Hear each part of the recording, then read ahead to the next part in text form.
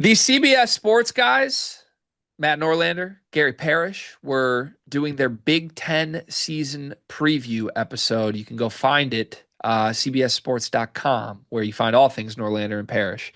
And interestingly, Cart, most of the takeaways, most of their takes, their opinions, their predictions in this episode, I thought were all pretty on par with ours and consensus. Nothing overly surprising. However, there was one surprise. GP, Gary Parish, a guy that we have both looked up to for decades at this point. GP picked Omer Mayer as his Big Ten freshman of the year. Now, in the summer, I think a lot of people would have done this. There was a lot of hype when you get the best or one of the best international prospects in the class. Leading into the season, if you follow what's been said behind the scenes at Purdue, it sounds like there isn't a huge role expectation for Omer right away. Part of that is because of how loaded this team is. We don't really know the full reason there yet. But Field of 68 did like their top 10 Big Ten freshmen, and Omer was somewhere in the middle. I want to say he was like fifth or sixth on that list. That felt about right to us. We are going to unveil our top 50 Big Ten players soon. And I don't think we want to reveal what happens with Omer yet in that. But it is safe to say at least this. It's a surprise to see anyone picking Omer as the best freshman in the Big Ten this season at this point coming into the year. Do you agree with my thought on that? And how surprised are you that GP picked him? I am surprised. Well, he's not the only person. I do want to give respect to our colleague Dion, who definitely would pick Omer as the freshman of the year in the conference as well. He was Gary ahead of his. Parrish, a Dion fan. That's the takeaway from this. Gary That's must love really what I'm Dion. getting from this. But I just have a hard time getting there, given what I think Omer's role is going to be.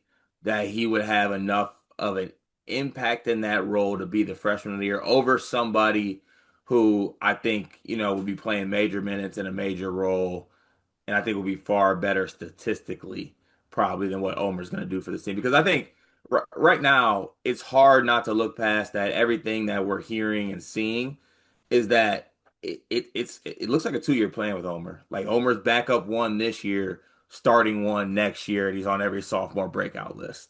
Mm-hmm. Well, they said So that too when he committed. It was under the guise of like, I'm going there to learn for a year, and then I'm going to be in the Braden Smith role next year. That's like right, Omer directly has said that. right. So So eventually, I guess we just came around late on it. We were distracted by his handsomeness. Now we're listening. maybe we should listen more is the takeaway. Yeah. Yeah. Omer's waving our face like, "Did you guys hear me?" We're like, "Yeah, Omer." Yeah. Like fluttering the eyes. Speaking of fluttering the eyes, I just have fluttered my eyes every time I've ever looked at Gary Parrish. That's my guy. I aspire to be just like him. He's incredible. I thought you I were a Norlander guy in the eyes of like which one you pick from CBS Sports. I mean, don't get me wrong. I love both. I like Norlander. Norlander didn't like my joke about his fingers when we did the Jeopardy episode this summer. So You made a yeah. joke about his fingers? Oh, I opened that episode being like, it's great to be here, combining two of my favorite things ever, game shows and Matt Norlander's fingers. That's insane. Yeah, he didn't get a chuckle, not even a tiny chuckle from the room cart. So, and then I flamed out. I finished last. Jim Root put on a clinic. Anyways, I digress. Dion, you okay? You look a little sweaty.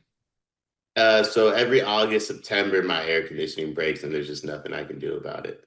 Dude, that's tough. Out in California too. Like, I mean, what is it, like 80 degrees still there today?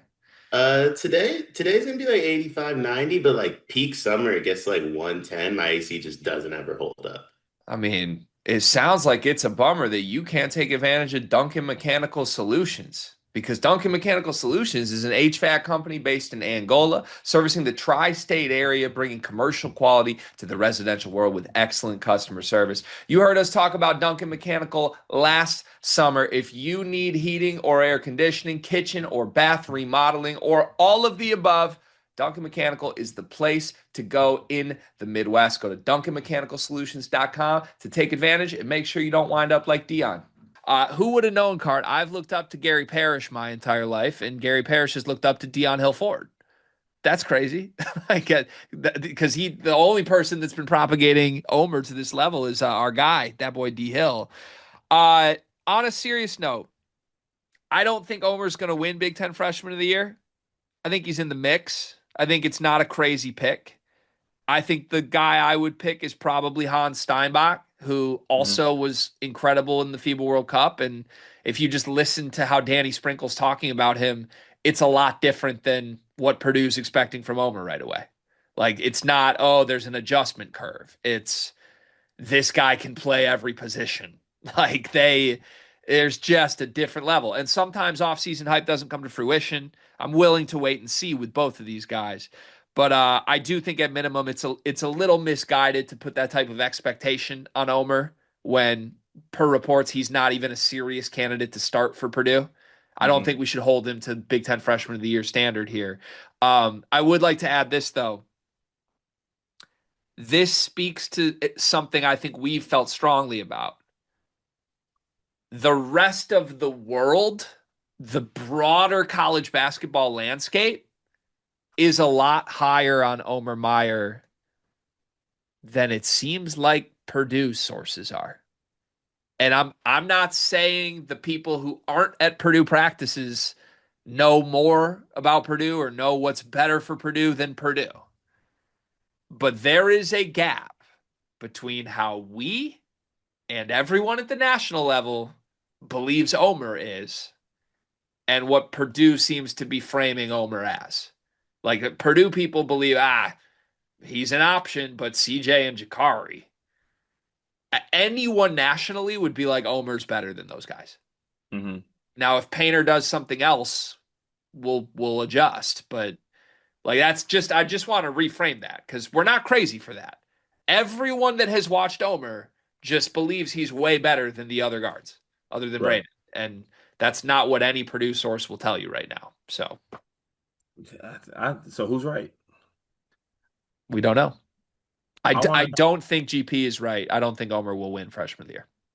Yeah, I would pick like Steinbach or maybe even like a sneaky, like a Darius Adams, possibly if he pops at Maryland. Someone with like a big opportunity. Hayden Mingo. Cade Mingo, yeah. Mike Rhodes is saying he's their leader, their captain, their best guy, everything. So they're The trying to get 18th, Dylan. the 18th team in the Big Ten getting the Yeah. freshman of the year, like give him some. Sure, why not? Well, is every year Penn State basketball has to get one award. They just win the freshman of the year every year because they're bad. The Ace Baldwin won Defensive Player of the Year 2 years in a row. Good defender. Yeah, Ace Baldwin prideful might have one, Omer in hell.